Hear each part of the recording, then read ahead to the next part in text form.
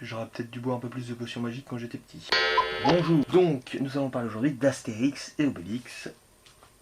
On a eu des très bons livres, vous voyez, comme celui-là, Astérix et Cléopâtre, une bonne adaptation au cinéma en 2002 avec Alain Chabat. Le film n'est pas parfait, mais il est très agréable, et là, c'est très malin, car malgré beaucoup de défauts qu'il comporte, euh, il s'en sort grâce à un casting qui est excellent, et surtout, il réinvente un peu la BD. Il ajoute des éléments comiques à des éléments comiques déjà rigolos avec la BD. Vous voyez ce que je veux dire? Donc c'est assez brillant.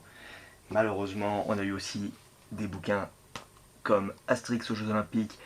Donc ces livres, je vous dis malheureusement parce que le livre est sympa en soi, hein, c'est-à-dire que nous avons toute une transfiguration des Jeux Olympiques et d'une telle organisation de nos jours à l'époque d'Astérix. Et c'est très drôle car nous avons évidemment tout l'aspect du dopage qui est intéressant, qui est traité. Selon moi, ce qui manque un peu, c'est tout le contexte géopolitique et économique que peut garantir les Jeux Olympiques dans le pays qui les accueille, si vous voulez. C'est ce qui manque un peu.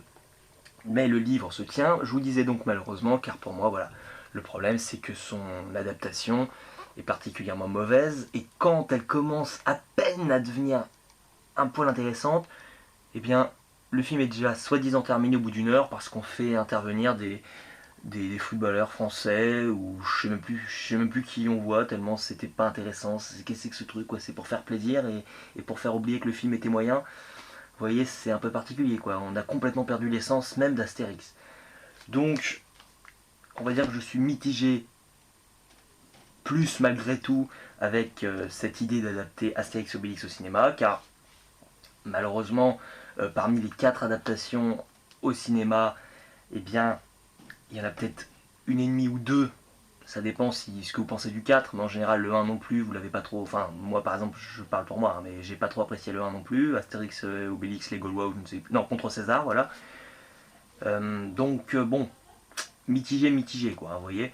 Par contre, attention, point intéressant, c'est que j'adore le travail d'Alexandre Astier et de Louis Clichy, qui ont proposé 2 adaptations, oui 2 c'est ça, hein, 2 adaptations au cinéma, mais là cette fois en film d'animation, et c'était vraiment très réussi car Alexandre Astier a enfin a compris que le cinéma français pouvait, dans les films d'animation, les quelques rares bons films d'animation qui sortent et qui sont dignes d'être nommés, il arrive à trouver des angles que la caméra ne pourrait jamais prendre dans un film, dans un vrai film avec des vrais acteurs, si vous voulez.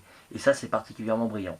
Donc, j'adhère totalement. Il y a cet esprit un peu Camelot qui arrive dans le boulot qu'il fournit avec son compère. Et c'est particulièrement brillant, même si j'ai une préférence pour le domaine des dieux que le secret de la potion magique. Mais voilà, encore une fois, vous voyez, le domaine des dieux, on reprend un livre, c'est sympa. Même, pour moi, il est même plus réussi que le deuxième, mais un peu comme pour le petit Nicolas, le deuxième, le secret de la potion magique, là c'est Alexandre Astier qui crée sa propre histoire. Il n'adapte pas finalement cette fois-ci une BD. Et encore une fois, le même problème, c'est que finalement on a un petit ventre mou là de 5 minutes entre la 65e et la 70e minute en gros. Et c'est assez regrettable, mais le film en soi se tient, t'entends des voix que tu as déjà entendues, que tu connais de Camelot, avec Lionel Astier par exemple.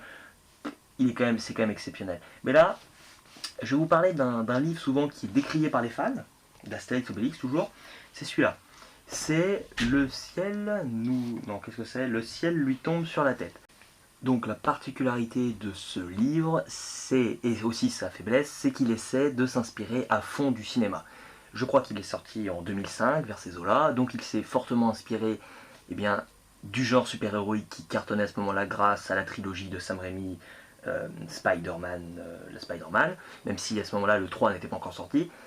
Et pour moi, le problème du livre, c'est qu'il essaie de transposer de manière trop directe et bien trop brute les super-héros de nos jours dans l'univers d'Astérix. Et c'est un peu compliqué. Et là, on sent aussi un peu l'influence de Retour vers le futur, mais qui n'est pas trop assumée non plus. On comprend plus trop à quelle époque on se situe. On a l'impression que ce bouquin pourrait se passer, enfin que l'intrigue pourrait se passer de nos jours, alors que c'est pas le cas. Là, on a du mal à jouer entre les deux, enfin, avec les deux époques, si vous voulez. Là, je trouve ça très compliqué et il n'y arrive pas du tout dans ce film pour moi. Mais je suis quand même content finalement quand il y a la phase des super-héros.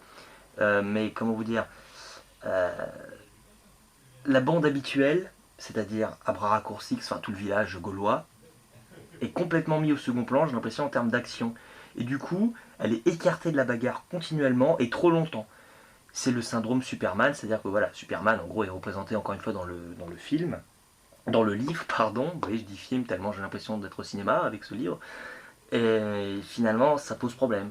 Car si t'as un Superman dans un livre d'Astérix, même si Astérix et Obélix et tout le village ont la potion magique qui coule dans leurs veines, et ben, tu préfères que. Enfin, t'es conscient que c'est Superman qui va résoudre les problèmes.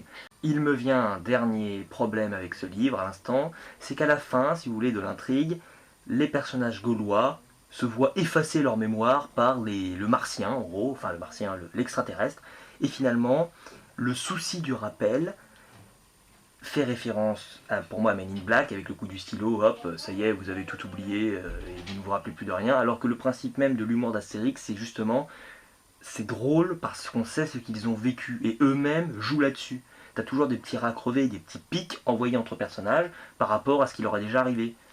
Et t'as des références comme ça au livre. Et là, il manque cet aspect. On ne pourra jamais refaire référence à ce bouquin dans ceux d'après, parce qu'ils ont tout oublié. Et ça, c'est un problème. Au moins, ils ont tenté quelque chose. Je respecte cette volonté de bien faire. Ils ont pris un risque bien trop élevé et les conséquences pour moi ont été assez désastreuses malheureusement. Mais le livre, je vous conseille de le lire et voilà, vous me direz ce que vous en pensez en commentaire, si vous l'avez déjà lu ou si vous avez envie de le lire au moins. J'ai l'impression de lui faire de la mauvaise publicité malheureusement.